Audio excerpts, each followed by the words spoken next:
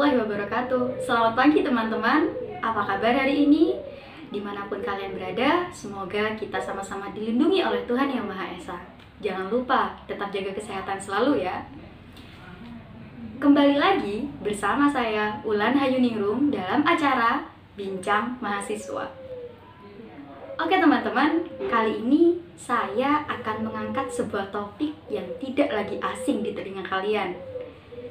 Kira-kira ada yang bisa nebak apa topik yang akan kita bicarakan pada pagi hari ini?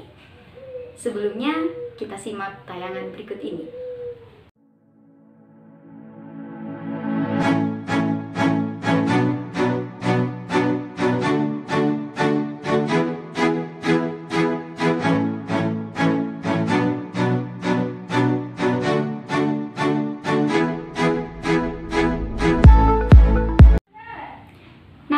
Pagi ini kita akan berbincang seputar topik tentang kuliah daring. Oke teman-teman, pagi ini saya tentu tidak sendirian. Saya ditemani oleh rekan saya di sebelah saya yang cantik ini akan menemani perbincangan pada pagi hari ini, akan berbagi pengalaman pula seputar kuliah daring. Halo Mer, apa kabar? Halo, kabar baik. Oke, silakan perkenalan dulu kepada pemirsa di rumah. Oke, kenalin, nama aku Merinda Wijayanti dari program studi pendidikan Guru Pendidikan Anak Usia Dini Universitas Jember Angkatan 2017. Sama Nisa Angkatan. Oke. Gini nih Mer, hari ini aku pengen tanya-tanya seputar kuliah daring. Oke, boleh. Sejak kapan sih kampusmu mengeluarkan kebijakan untuk mengharuskan mahasiswanya kuliah di rumah saja? Waktu itu kita kuliah cuman 3 minggu pertama nih. 3 minggu pertama kita kuliah biasa. Terus adalah kabar-kabar bahwa virus corona udah mulai datang nih ke Indonesia, udah mulai nyebar kemana-mana. Akhirnya di sekitar tanggal 16 Maret itu kita mulai ada pengumuman bahwa oke, mahasiswa UNED kuliahnya daring gitu. Wah, gimana nih perasaanmu? Kan waktu itu baru masuk kuliah 3 minggu pertama juga. 3 minggu pertama.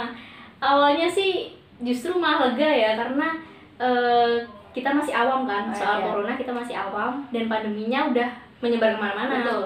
Terus kabar terakhir itu bahkan udah sampai Malang, sampai Surabaya. Itu udah deg-degan tuh. Ini kapan universitasku ngeluarin kebijakan kuliah daring gitu. Sebenarnya malah nunggu-nunggu nih, aku sama teman-temanku tuh nunggu-nunggu. Terus akhirnya ada kebijakan itu, alhamdulillah lega sih. Oh, alhamdulillah berarti kita cepat tanggap gitu. Maksudnya ada virus itu sebelum nyampe ke Jember, kita antisipasi langsung kuliah daring, itu lega sih kalau di minggu-minggu awal gitu. Oke. Suka dukanya selama kuliah daring tuh gimana sih Mer? Soalnya kan aku tuh sering baca status teman-teman di sosial media tuh keluhan tentang kuliah daring yang banjir tugas, dosen nggak pengertian, kebijakan kampus nggak jelas, sinyal juga kan. Itu gimana sih perasaanmu? Apa kamu juga turut merasakan hal tersebut? Kalau suka duka, ini kita ke sukanya dulu ya. Kalau untuk kesukanya, yang pasti kita lebih ngerasa aman karena kita nggak ada di kerumunan tuh, nggak ada di kerumunan orang-orang banyak. Lalu yang kedua, kita juga merasa lebih dekat sama orang-orang rumah karena kita kan kuliahnya di rumah nih, jadi lebih banyak waktu buat keluarga. Kita bisa bantu-bantu keluarga juga. Quality time. Nah, quality time. Kalau dukanya, yaitu balik lagi ke tugas yang semakin menumpuk karena sebenarnya kalau tugas itu tergantung sama dosennya. Kadang ada dosen yang emang sering ngasih tugas, setiap minggu pasti tugas. Tapi juga ada yang beda nih, ada yang kayak sedikit pengertian, presentasi aja online kayak gitu. Terus sinyal juga berpengaruh sih. Tapi kalau aku sendiri, alhamdulillah di sini aman. Jadi sinyal tetap enak buat kuliah daring juga enak. Cuman mungkin untuk teman-teman kita yang rumahnya agak terpencil itu susah, Kesulitan ya. Terus yang selanjutnya masalah paketan tuh. Nah, karena kita mahasiswa kita kuliahnya di rumah, akhirnya nggak dapat pemasukan kan, kita nggak ada kiriman tuh. Akhirnya kita juga mikir-mikir buat beli paketan, apalagi kalau kuliah online secara pakai aplikasi kayak Zoom atau Google Meet membutuhkan. Nah, itu paketannya tuh cepet banget kan kesannya. Tuh, jadi kita agak berat juga di situ. Itu sih dukanya. Terus menurutmu sendiri pribadi sih ya, kampusmu udah seberapa bijak memaksimalkan atau dalam memfasilitasi kuliah daring ini? Apa aja sih kebijakan kampus?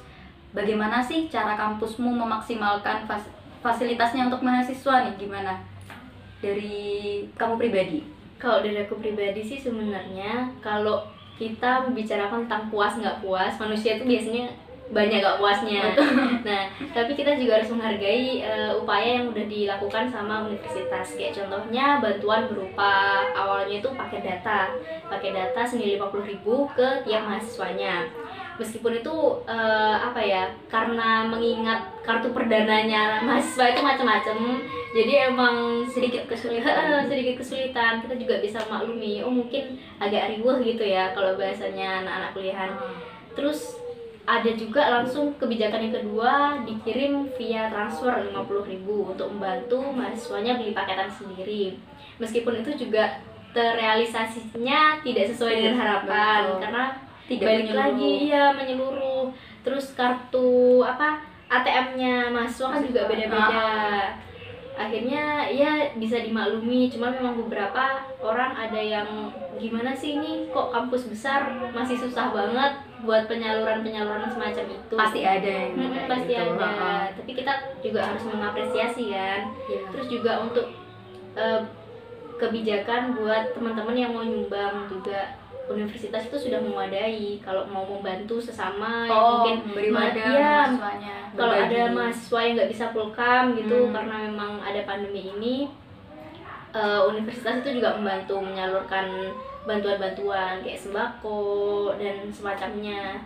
Itu sih udah lumayan bagus ya maksudnya kemajuannya. Iya, terus ada juga kebijakan masalah tugas. Sebenarnya tuh ada kebijakan kalau pembatasan tugas. Dari surat edaran? Ya, ada surat edaran yang masuk, aku baca itu pembatasan pemberian tugas ke mahasiswa. Cuman mungkin kembali lagi ke dosennya ya, kan kita nurut apa kata dosen. Jadi kayaknya belum semua dosen menerapkan itu. Oke.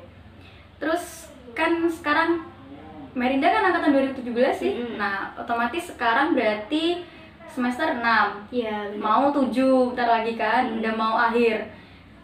Menurutmu gimana sih pelaksanaan kuliah daring ini untuk mahasiswa akhir semester 6 yang mau ke semester 7? Otomatis kan pasti agak berat ya. Iya, benar. Apalagi kan semester ini untuk anak pendidikan, untuk Fakultas Keguruan dan Ilmu Pendidikan kan menempuh mata kuliah micro teaching ya. Iya, benar. Nah, itu kan seharusnya perlu beberapa bimbingan dari dosen secara langsung. Nah, kalau selama daring ini gimana sih? Kalau di aku pribadi itu, maksudnya yang aku alamin, kita semua masalah tugas, masalah materi langsung dialihkan ke online semua. Jadi untuk presentasi kan awal masih pemaparan masalah materi ya, itu kita presentasi secara online, kita gunakan e-learning yang sudah disediakan oleh universitas.